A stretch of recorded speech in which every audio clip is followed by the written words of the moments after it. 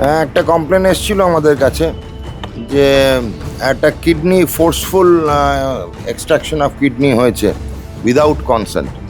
সেই কমপ্লেনটা আসার পরে সভাপতি, এটা তো বিরাট বড় কমপ্লেন না, সেই কমপ্লেনটা আসার পরে আমাদের কাছে আমাকে আসতেই হলো। আমরা প্রিলিমিনারি কথাবার্তা বললাম।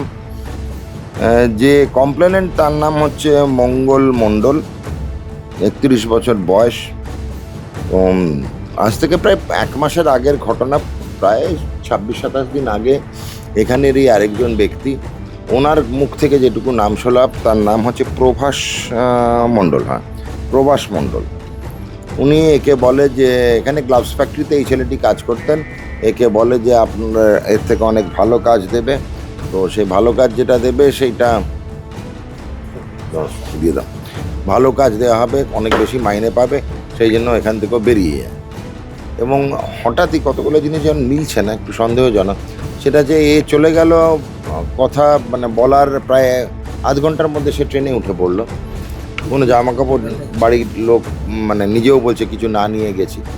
সোজা গিয়ে নামলো লুধিয়ানাতে একটা হোটেলে ওকে রাখা হলো। সেখানে একদিন তখন সেখানে শাকিল বলে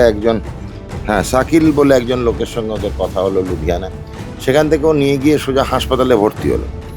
ওকে এর আগে এখানে যাওয়ার পূর্বে কিন্তু একটা ব্লাড টেস্ট করিয়েছিল আমাদের শান্তিনগর থেকে, মানে 36 নম্বর ওয়ার্ড। আর ব্লাড টেস্ট আর সিটি স্ক্যানও এখান থেকে, মোস্ট লাইকলি সিটি স্ক্যান যেভাবে ও এক্সপ্লেন করলো, হয়েছিল অ্যাপোলো হাসপাতাল থেকে। সেই দুটো কিন্তু এখান থেকে বেরোনোর আগেই করানো হয়েছিল।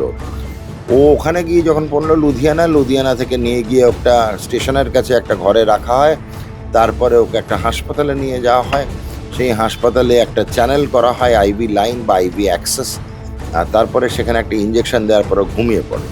সেখান থেকে ওঠার পরে ও দেখে যে ওর সর্বত্র নল সব লাগানো রয়েছে, প্রস্রাবের নল লাগানো হয়েছে, খাবারের নল নাকে দেওয়া হয়েছে, পেট থেকে অনেক নল বেরিয়েছে এবং স্যালাইন চলছে। ব্যথার বেদনা থাকে এবং তারপরে নিজেই অবগত হন যে পেটে একটা জায়গায় বড় কাটা দাগ। সে অবস্থায় উনি থাকেন। 3-4 দিন থাকার পরে ওকে ছুটি করে দেওয়া হয়। ও ফিরে আসে এখানে।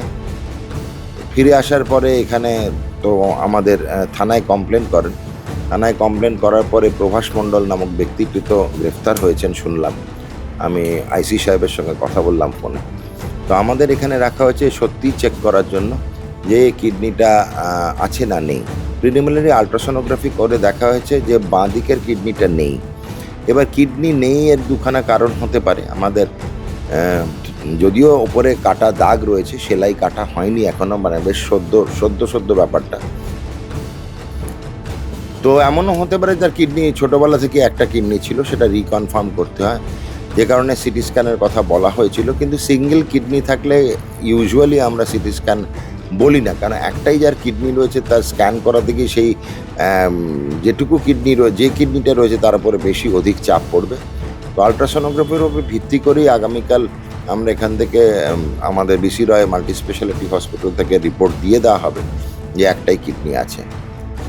কিডনি চুরি না সদিচ্ছায় কিডনি দান এবং পরবর্তীকালে পয়সার ভাগ বটরায় বিতর্ক, এটা সংশয়। আমরা এক্ষুনি এটা নিয়ে কোনো আলোকপাত আপনাদের করতে পারবো না। তবে এটুকু ঘটনা যে ভিন রাজ্যে গিয়ে, পাঞ্জাবে গিয়ে কিডনিটা উনি দিয়েছেন, এটুকু ঘটনা। সদিচ্ছায় দিয়েছেন কিনা এখন উনি পরিষ্কার বলছেন, আমার কোনো রকম আইডিয়া ছিল না, আমাকে ভালো হাউসকিপিংয়ের কাজ দেবে বলেছিল হাসপাতালে। হাসপাতালে গিয়ে এখানে গ্লাভসের ফ্যাক্টরিতে চাকরি করতো, তো ওখানে হাসপাতালে হাউসকিপিং, সেই অনুযায়ী ও হাসপাতালেও ঢুকেছে, ওর মনে হয়েছে হাউসকিপিংয়ের চাকরি দেবে। এবং আমি জিজ্ঞেস করলাম ওকে যে এই চ্যানেল ফ্যানেল করলো কেন করলো? বললো ওই চাকরির আগে ব্লাড টেস্ট করা হবে বলে এগুলো বলেছিল, যে হেলথ চেক আপ এরকম চাকরির আগে হয়। সঠিক তদন্ত হোক, তারপরে পুরো আমরা সত্য ঘটনাটা কী ছিল বুঝতে পারবো।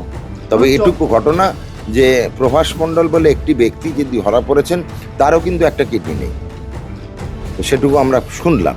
আর এরও নেই। পশ্চিমবঙ্গ এমন একটা রাজ্য যেখানে লাইভ আনরিলেটেড ডোনার প্রচলন রয়েছে এখন, বাকি কোথাও নেই সেটা। তো এখানে কিডনির বিরাট বড় চক্র রয়েছে, আমরা নিজেরাও জানি, আগেও দেখেছি কিডনির চক্র আছে। তো দেখা যাক, তদন্ত হোক। আমি প্রিলিমিনারি রিপোর্ট নিয়ে নিলাম, মাননীয় মুখ্যমন্ত্রী আমরা আমাদের রিপোর্ট, তদন্ত রিপোর্ট জানিয়ে দেবো। এটা তো গর্হিত অপরাধ যদি সত্যি সদিচ্ছে না দিয়ে থাকে। আর যদি সদিচ্ছে দিয়ে থাকে সেটা কেন হঠাৎ সে পাঞ্জাব অবধি গেল, টাকার অঙ্ক কত, মুখে যেটুকু বললেন যে বলা হয়েছিল ওকে ও 3.5 লক্ষ টাকা পাবে। এবার এখানেই আমার সন্দেহটা, কোনো চাকরি এরকম হয় না যেখানে বলে দেওয়া যায় যে আমি 3.5 লক্ষ টাকা পাবো। চাকরি বেশিরভাগ সময় মাইনের কথা বলা হয়। তো পেয়েছেন হচ্ছে বাড়ির লোক বললো 1,60,000।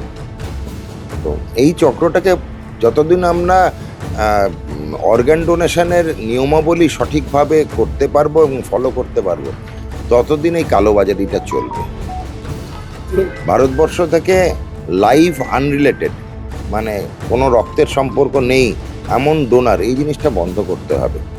দেখা যাক, আমরা একটা মাননীয় পশ্চিমবঙ্গে এই নিয়মটা চালু এখনো, যে কারণে দেখবেন পশ্চিমবঙ্গে প্রচুর কিডনি ট্রান্সপ্লান্টের ভিড় লেগে রয়েছে। আর যখনই দেখবেন এই জিনিসটা চালু, তখনই তার সঙ্গে কালোবাজারি থাকবে, দুর্নীতি থাকবে, চিকিৎসা ক্ষেত্রে দুর্নীতি থাকবে। এত বছর ধরে হয়ে এসছে। পশ্চিমবঙ্গে এই প্রথম আমরা আছি প্রশাসক হিসেবে, শাসক দল হিসেবে ভারতীয় জনতা পার্টি। নতুন নিয়ম করব বা করব না, করা কতটা উচিত অনুচিত হবে সেই নিয়ে আমি আমাদের মাননীয় মুখ্যমন্ত্রীর সঙ্গে আলোচনা করব। তারপরে আমরা কি পলিসির তফাৎ হচ্ছে, ইফ অ্যাট অল, সেটা জানাবো। স্যার, আরো কোনো রকম এরকম পাওয়া গেছে কি যে ওই মাধ্যমে যিনি ধরা পড়েছেন তিনি আরো কাউকে নিয়ে গেছেন?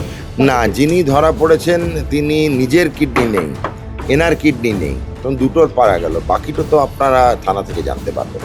আছে, চক্র যখন আছে তখন এরকম হবেই। একটা সময় আমরা যখন 10 বছর 5 বছর আগে, 1 দশক আগে দেখতাম যে কিডনি সাপ্লাই আসতো মেনলি বাংলাদেশ আর নেপাল থেকে।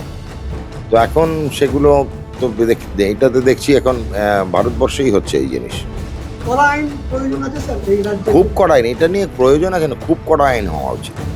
তো এই আইন তো পরিবর্তন করতে গেলে বিধানসভা, সুতরাং মাননীয় মুখ্যমন্ত্রীর সঙ্গে আলোচনা হবে তারপরে।